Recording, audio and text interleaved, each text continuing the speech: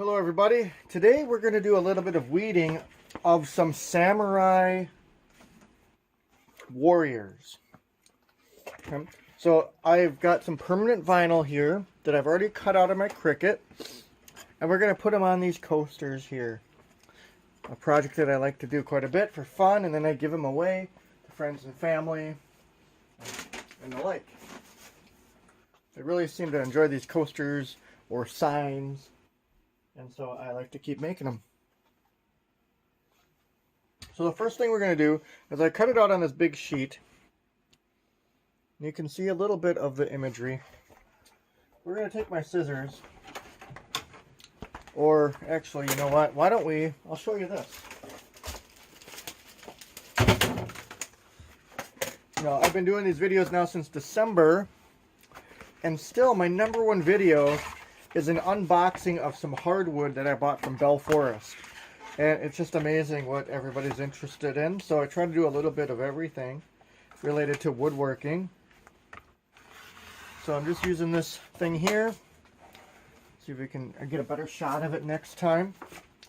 But this is my extra, this is my scrap. So if you're a woodworker, you know what scrap is. It goes into a pile, and then maybe someday you'll use it. Okay. So I got this Westcott paper cutter. It works really well. So I'm just inserting my vinyl right in here. There we go, better shot for you. And I want to make sure that I line it up the right way because I want to have a little bit of extra vinyl around the edges of each image, but at the same time, I also don't want to cut off the lower piece too much. So on my Cricut, before I printed this, I made sure I had enough space in between each image so that I could do this. Otherwise, you could run into trouble trying to weed images that are too close together. It's very difficult to do. You do save space and scrap, but yeah, if you ruin your project, then that is scrapped anyways. So it's kind of like what I say to my students here is, don't delete your work. Don't throw your work away.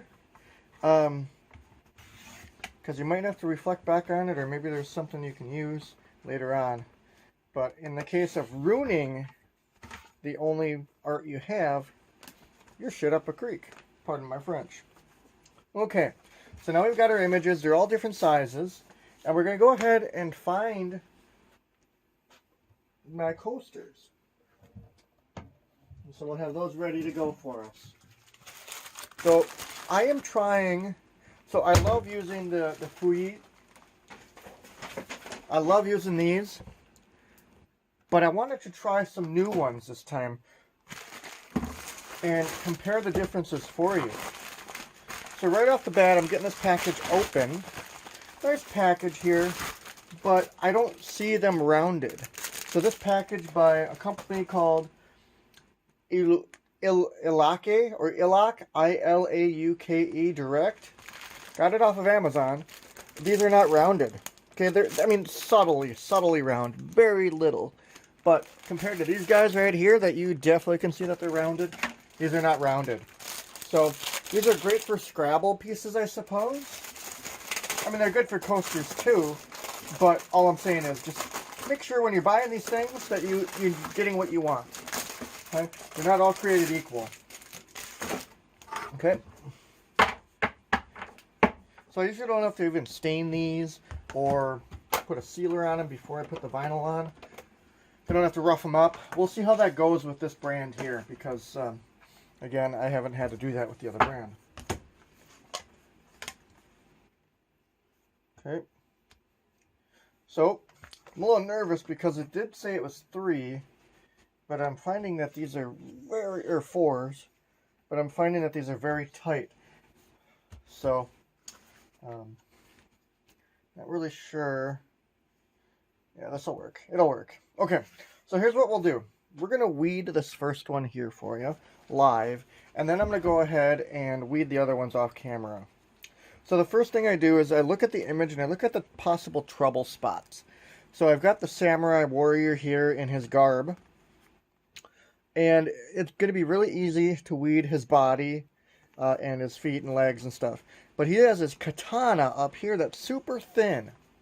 So that's going to be a problem for me. So I'm thinking the best approach is going to be to take the bottom up rather than leaving this thin little sword piece hanging while I do the rest of the weeding. So I'm going to try that and see how that goes. And yes, I do not have sharp fingernails. I like to tear. Okay, so a simple weeding. This is permanent vinyl. I love this stuff. The stuff that I bought a massive roll. I got lucky because I love it. The first one that I ever bought turned out great, like a dream.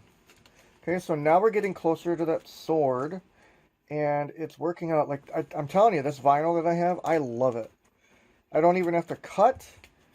You know, knock on wood. There we go. So there's our little image with the sword. See how thin that is? I didn't have it pick up at all. There's my scrap. And there's my image. Okay. So now I look for some transfer tape. And if I haven't done a project for a little while, I like to just grab some new transfer tape, just fresh. I do have some pieces around here, but I'm not going to go digging, okay? So I'm just going to cut another piece of transfer tape.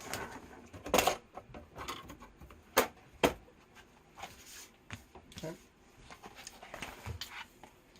And show you how to do that cut.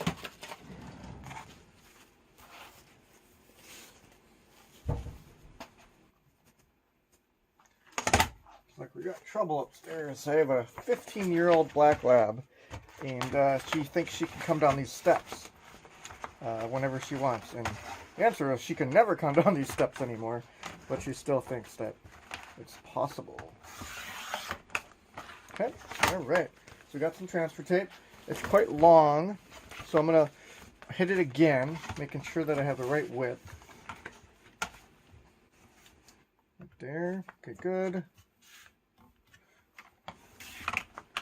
Alrighty.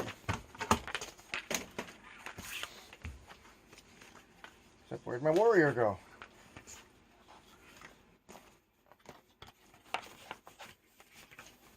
There he is. He tried to get away from me. He was sneaky. Alright. So we're just peeling the transfer tape off. And people like to go this way or this way. The important thing is make sure you do it the way you want to do it. And that makes sense to you and to your work.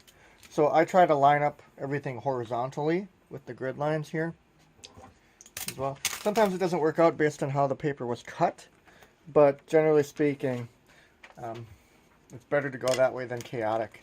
So I'm going to just burnish this, as they say. Okay. And then I love this vinyl and transfer tape. Now again, I'm not going to go from the sword piece because that's the thinnest piece. It has the least amount of material.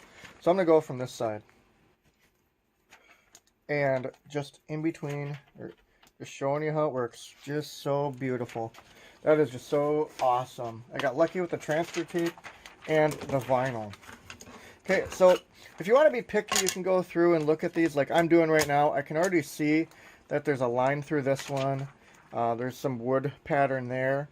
So whatever you like, you know, you're not going to get all uniform pieces here. So again, go with your lines.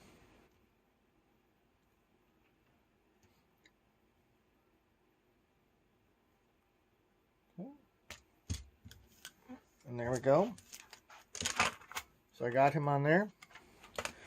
I think in the future here, I'm going to go with smaller images, just a little bit. Most of these are 3.75, which is too big for this work.